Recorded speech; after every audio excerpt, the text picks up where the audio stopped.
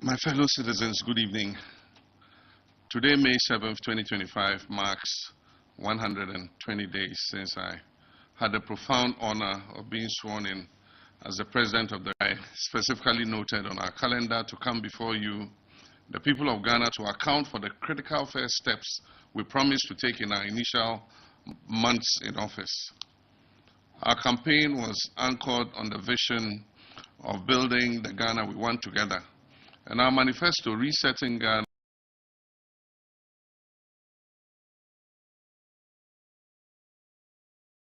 laid out a bold yet pragmatic plan for national recovery and transformation. Central to this plan was a social contract for the first 120 days, a set of specific actionable promises designated to enable us to hit the ground running and signal our unwavering commitment to change. I stand before you tonight to update you on how we have delivered on these promises. To the people of Ghana and the world observing our progress, let me state clearly, we made promises and we have kept them. Our first 120 days have been defined by decisive action, a commitment to transparency, and a relentless focus on laying the foundation for building the Ghana we want, a just, prosperous, and united Ghana. Let me now walk you through the progress we have made on the specific commitments outlined in our 120-day social contract. We promised to form a lean and efficient government. I promised to nominate the complete list of cabinet ministers for parliamentary approval within the first 14 days and to constitute the leanest and most efficient government under the Fourth Republic within the first 90 days.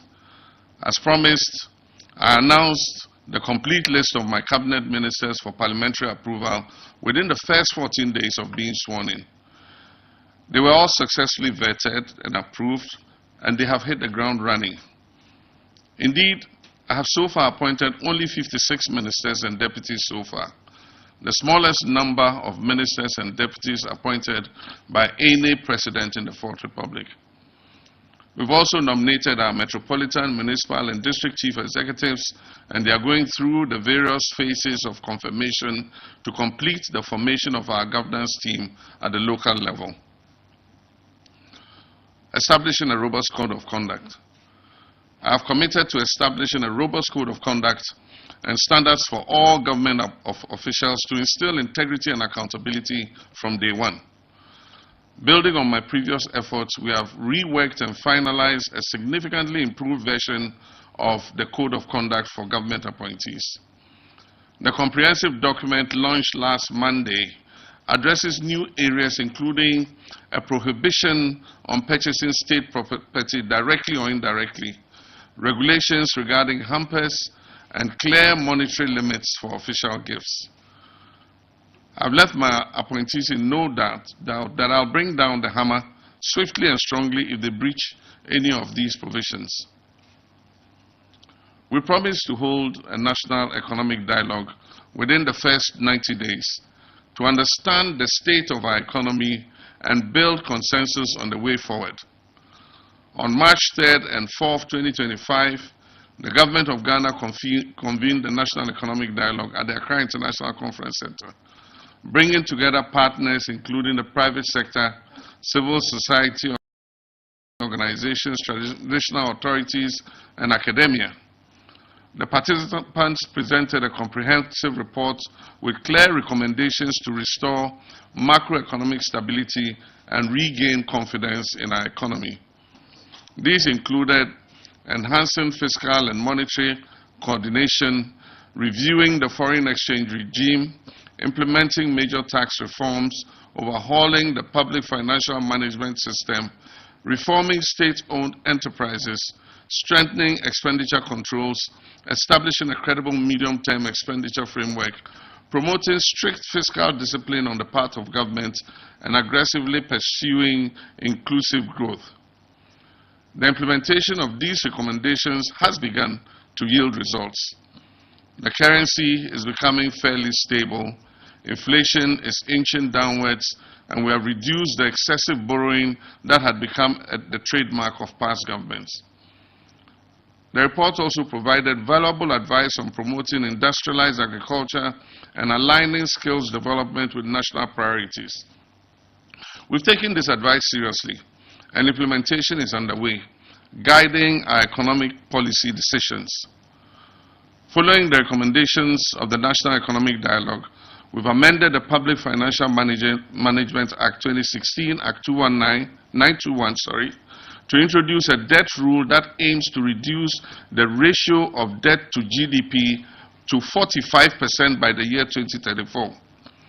We've also established an operational rule to post an annual primary surplus of at least 1.5% of GDP on a commitment basis. The amendment also allows for the establishment of an independent fiscal council to monitor the government's adherence to the fiscal rules. This reform was executed in April 2025 before the September 2025 deadline under the IMF-supported program.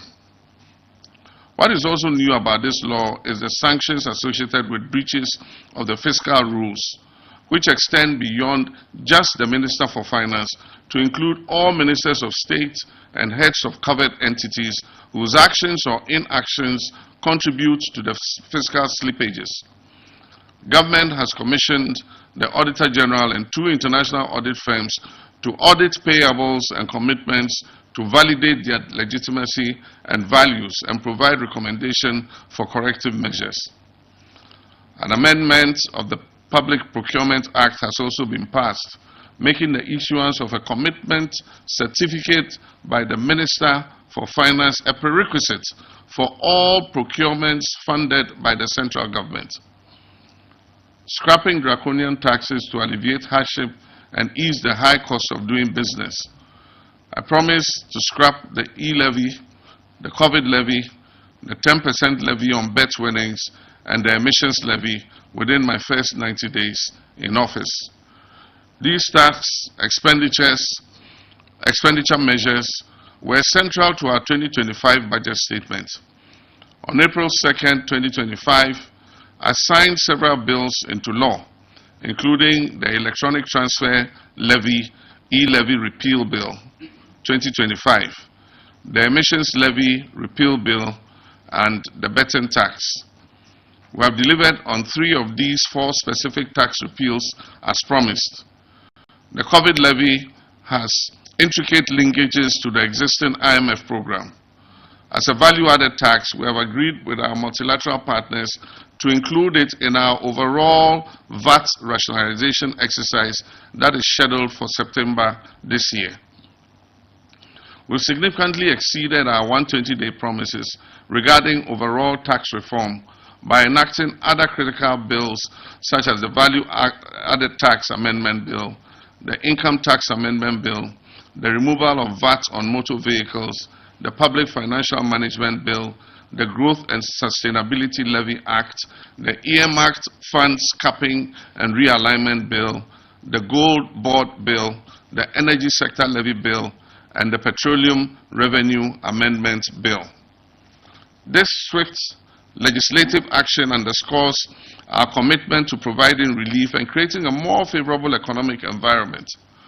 Reviewing taxes on industrial and agricultural imports. We're committed to reviewing taxes and levies on vehicles and equipment